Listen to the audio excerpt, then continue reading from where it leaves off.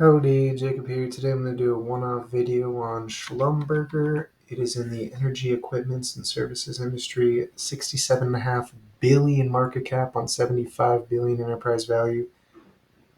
Okay, founded in 1926. I don't think I've ever heard of this company. Growth is actually negative. It looks like there might have been some sell-offs here and then still relatively flat over the last 7 years or so. Let's look at 2015, 2016's cash flow. We actually don't see any devastations under acquisitions, but in investments, we do see some sell-off of investments. So that could be partially due to that large revenue decline. We are seeing also, sadly, gross margin decline and operating margin decline. Funny enough, there's actually very little difference between gross margin and operating margin. Very little. Okay, let's look at that a little bit. So that just means their cost of goods sold is the largest portion of their earnings hit. Otherwise, sales, general, and admin, not too much. R&D is going down, and not entirely that much compared to their gross profit. But I mean, honestly, an operating profit in the 12 to 15% range is still pretty solid. So although that gross margin is pretty low, the operating margin makes up for it. Dividend pays out $1.10. It's 2.4% yield, so that is above the market. And it looks like from an earnings perspective, they can afford it. So let's look at that balance sheet. So we have about just under $4 billion cash-like products, 1.1 billion due shortly, and just under 11 billion long-term debt. Let's do about 10 billion. 10 billion in relation to their 5-year average free cash flow is maybe 3.5, just about 3 years.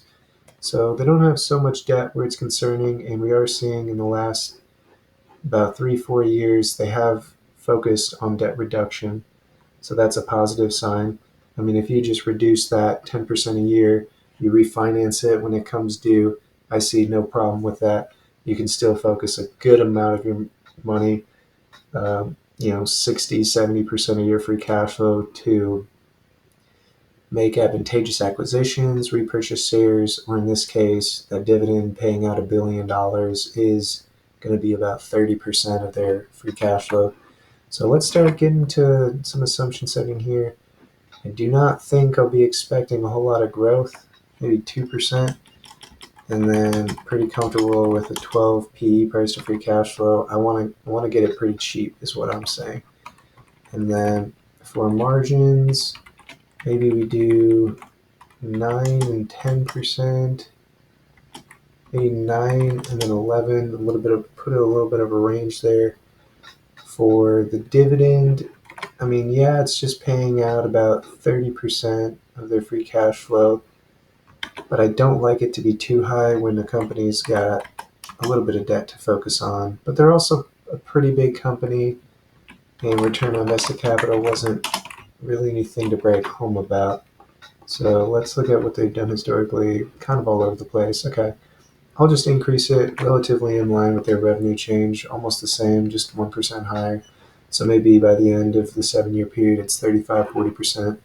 Share change, they haven't really bought back a whole lot of shares given stock-based compensation. So I'll say they maybe just 10% of their money goes to share repurchases, and it offsets stock-based compensation.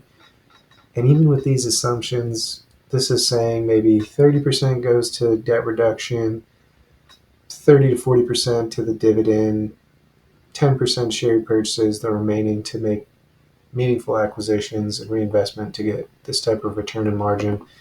It needs to fall quite a bit. So to me, I don't think the juice is worth the squeeze here. I think that I would want to get this company cheap because you're not going to be growing immensely and they're not repurchasing shares like crazy. So I do hope you enjoyed the video, though, and have a great rest of your day. Thank you.